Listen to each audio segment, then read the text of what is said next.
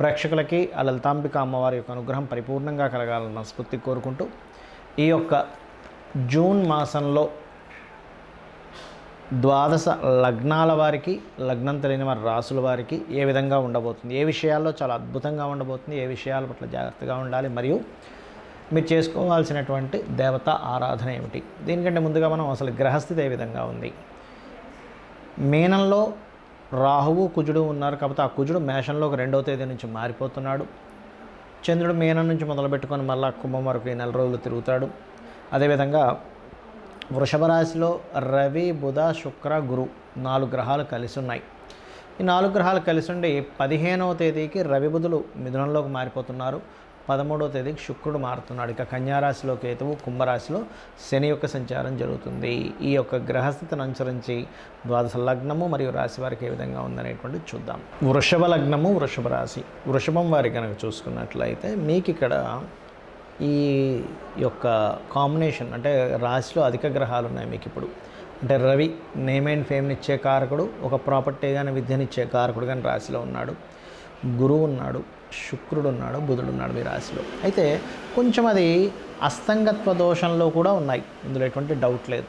అయితే ఇక్కడ మనం ఎంతకాలం ఉంటుంది కాంబినేషన్ ఏమిటి అంటే 15వ తేదీ వరకు అక్కడే ఉంటాయి గ్రహాలు. 2 గ్రహాలు రవి మరియు శుక్రుడు చూసుకున్నట్లయితే. అయితే రవి బుధులు ఇద్దరు అక్కడే ఉంటారు. శుక్రుడు 13వ తేదీకి మారిపోతున్నాడు.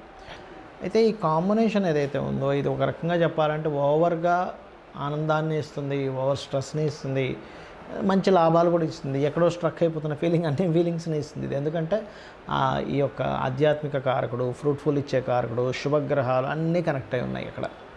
కాబట్టి ఏమిటి ఇది ఒక రకంగా చెప్పాలి అంటే మీకు వివాహ విషయాలు, పార్ట్నర్షిప్స్ విషయాల్ని, ఫైనాన్షియల్ గ్రోత్ని వీటన్నిటిని కూడా ఇస్తుంది. బట్ ఇక్కడ ఏంటంటే ఎప్పుడైతే మీకు ఈ 4వ అధిపతి కూడా రాశిలో ఉన్నాడు, కొత్తగా ఏదైనా నేర్చుకోవడం కూడా చేస్తారు.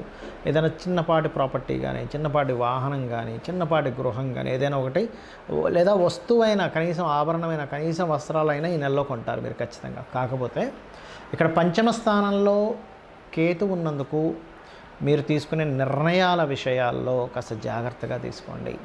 Decision making is most important. ఇక్కడ గుర్తుపెట్టుకోండి, చాలా చాలా ఇంపార్టెంట్ ఇక్కడ డెసిషన్ మేకింగ్ అనేటువంటిది.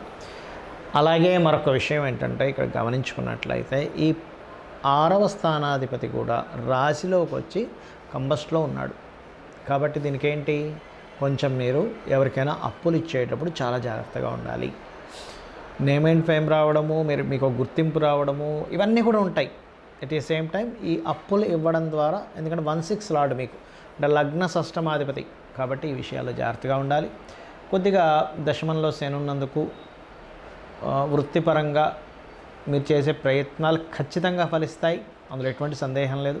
కాకపోతే ఇక్కడ ఏంటంటే 12వ అధిపతి 12లో ఉన్నాడు. ఇది బాగా అర్థం చేసుకోండి.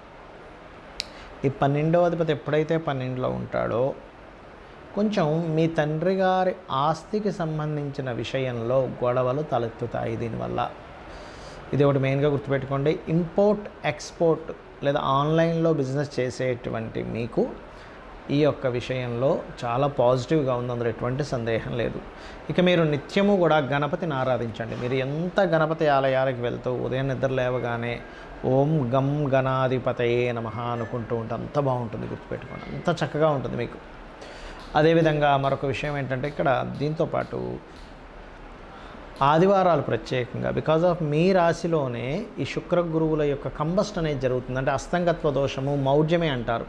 మీ రాశిలో మౌఢ్యమి జరుగుతుంది, కతర్ ఇవి ఉన్నాయి. కాబట్టి పర్టికులర్గా ఏమిటంటే ఈ కాంబినేషన్ ఉన్నప్పుడు మీరు చేయవలసింది ఈ సూర్యభగవాను ఎంత ఆరాధిస్తారో ఆ రాశిలో ఉండేటువంటి కంబస్ట్ ప్రభావం అనేటువంటి తగ్గుతుంది. ముఖ్యంగా గోధుమ రవ్వ, తీపి చపాతీలు గోవుకు తినిపించినట్లయితే, అందులో ముఖ్యంగా దేశీవాళి గోవుకు తినిపించినట్లయితే మీకు అన్ని విధాలా బాగుంటుంది.